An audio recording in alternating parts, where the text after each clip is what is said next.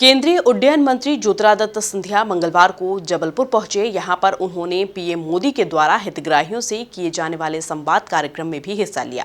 इस कार्यक्रम को गरीब कल्याण सम्मेलन नाम दिया गया था, जिसमें पीएम मोदी की मंशानुसार हितग्राहियों को सौगात भी दी गई।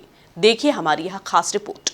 केंद्रीय मंत्री ज्योतिरादित्य सिंधिया मंगलवार सुबह मानस भवन में आयोजित गरीब कल्याण सम्मेलन में शामिल हुए। यहां पर उन्होंने हितग्राहियों को कहा कि प्रधानमंत्री नरेंद्र मोदी ने आपदा को अवसर में बदला है। जो देश विदेशों से वैक्सीन मंगवाता रहा, वही देश अब 18 देशों को स्वदेशी वैक्सीन निर्यात कर रहा है। देश में 75 वर्षों में जो नहीं हुआ, वह पीएम मोदी के नेतृत्व में 8 वर्षों में कर दिखाया गया। उन्होंने कहा कि मोदी है तो सब संभव है। पिछले 75 वर्षों में विदेशी देशों से वैक्सीन का आयात करता था, चाहे स्मॉल पॉक्स हो, बीसीजी हो, विदेशी देश में आविष्कार होता था। सालों साल बाद, दशकों बाद भारत आता था। हमारे देश के गरीब, हमारे देश का आम इंसान जिंदगी भर इंतजार करता था। कोरोना काल में प्रधानमंत्री जी के ओजस्वी नेतृत्व में इसी भारत ने एक वैक्सीन नहीं लेकिन दो वैक्सीन का आविष्कार किया, और जो देश वैक्सीन का आयात करता था, वही देश ने 18 देशों को इस वैक्सीन का निर्यात करके जनता की जान बचाने की बात की।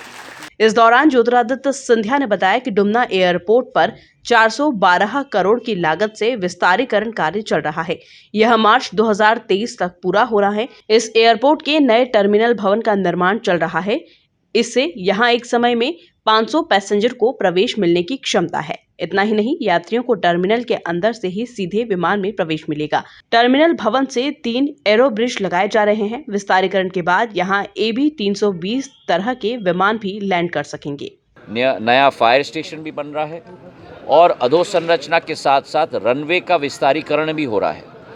तो बहुत एक 3 नए एरो ब्रिज बनेंगे। जो एरो ब्रिज की सबका सपना जबलपुर की जनता देखती थी, आज वो सपना साकार होगा। इस टर्मिनल बिल्डिंग बनने के बाद अगले 6 महीने के अंदर 3 एरो ब्रिज बनेंगे, एप्रन बनेंगे, और आधुनिक सेवा बोइंग के साथ भी, एयरबस के साथ भी जबलपुर को आने के वाले समय में मिलेगी। इस मौके पर सांसद राकेश सिंह ने पीएम आवास, पीएम स्वनिधि सहित अन्य योजनाओं पर प्रकाश डाला और पीएम मोदी की तारीफ की।